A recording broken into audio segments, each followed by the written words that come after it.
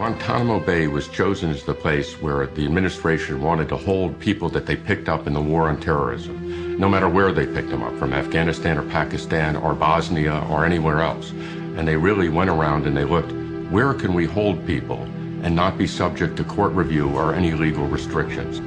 In Guantanamo, the U.S. government insists that the men held are not entitled to the protections of the Geneva Convention, since they're not prisoners of war, that they weren't combatants of a state power. And yet, by the same token, the government argues that they're not entitled to the protections of constitutional laws because they're not held on American territory. The administration chose Guantanamo as an island outside the sovereignty of the United States, but subject to our exclusive control.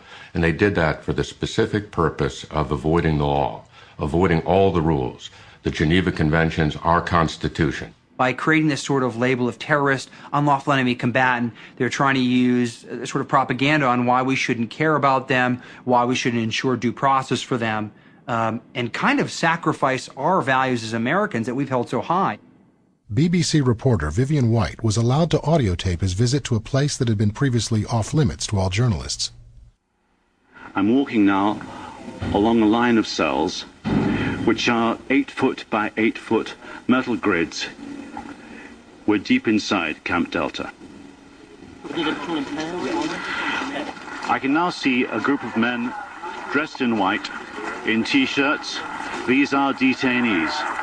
They were just a few feet away, the other side of the wire, and one of them then spoke to all of us in English. Are you journalists or what? Yes, can we talk to you? BBC Television. We're from BBC TV. Thank you very much. After a long time we're looking you here. You need to Sorry? After a long time we're looking you here. It's amazing for us strange.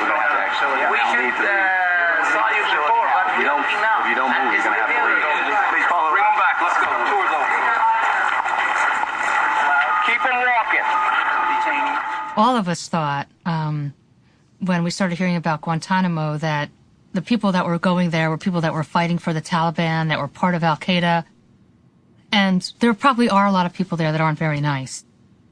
But what we quickly learned from groups that were permitted to go in and to do civil rights and human rights assessments is that there were people there that really didn't belong there.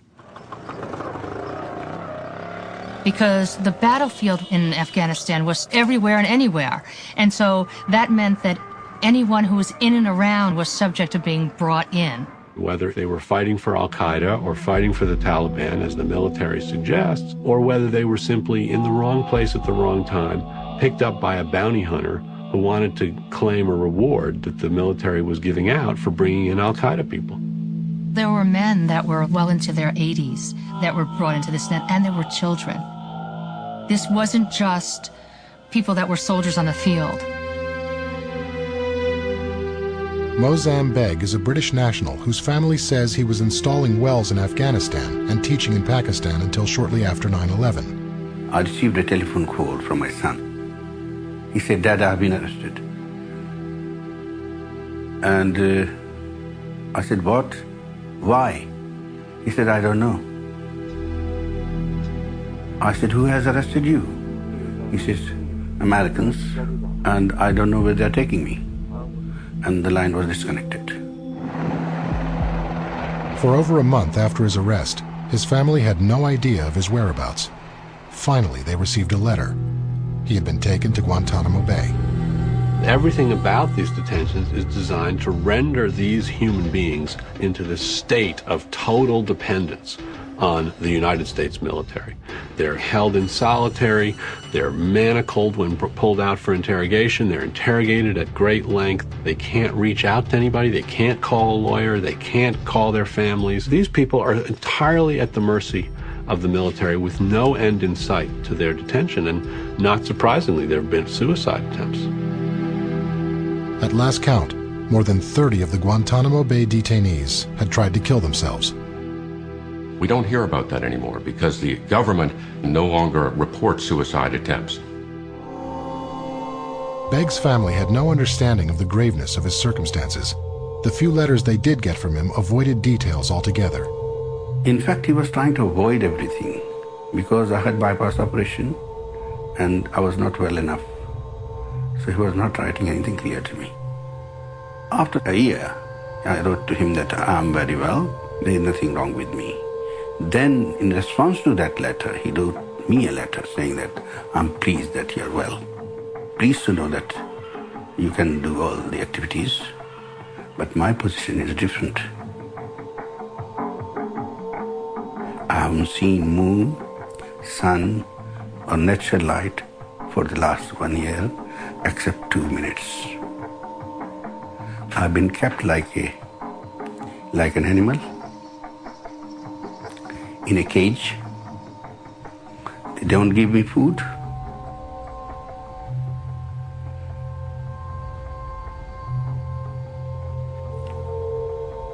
They don't give me water. My clothes are torn. Where are my human rights? There is no one to help me. That's why I'm writing you.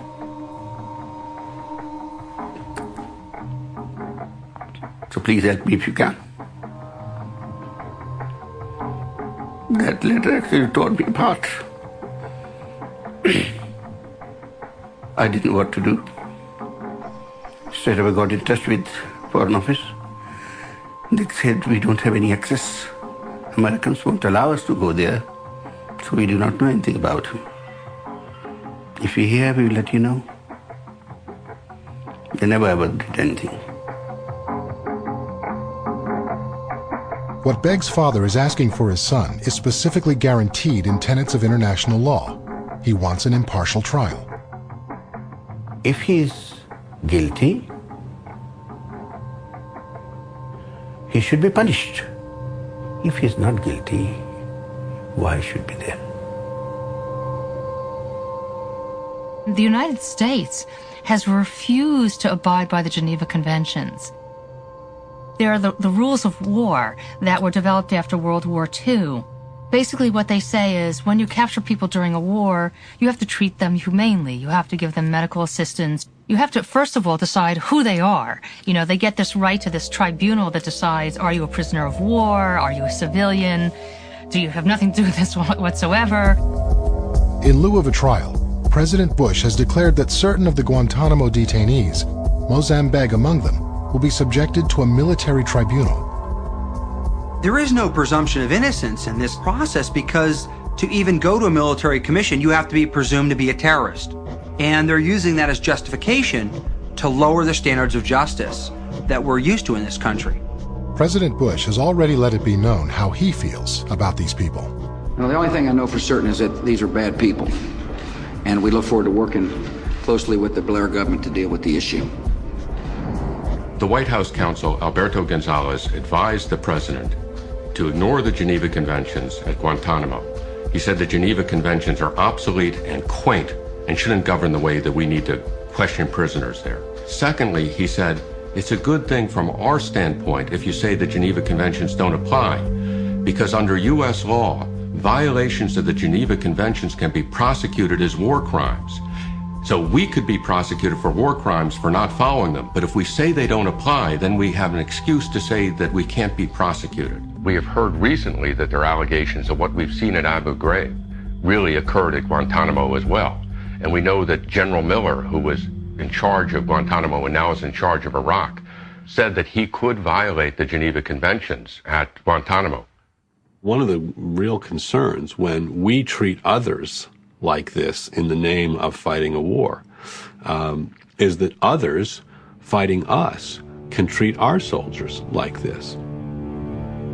We're setting the standard under which we're going to say it's okay to do this to our service members. It's okay for North Korea to capture a U.S. citizen and label them an unlawful enemy combatant and try them in our same system where some Army general is making all the decisions and he appoints a panel of just his Army officers to be the judge and jury. When Donald Rumsfeld was asked how long can these people be held, he said as long as the war on terrorism lasts. Then they asked him, when will we know when the war on terrorism is over? He said, when there are no longer any terrorist organizations of potentially global reach left in the world.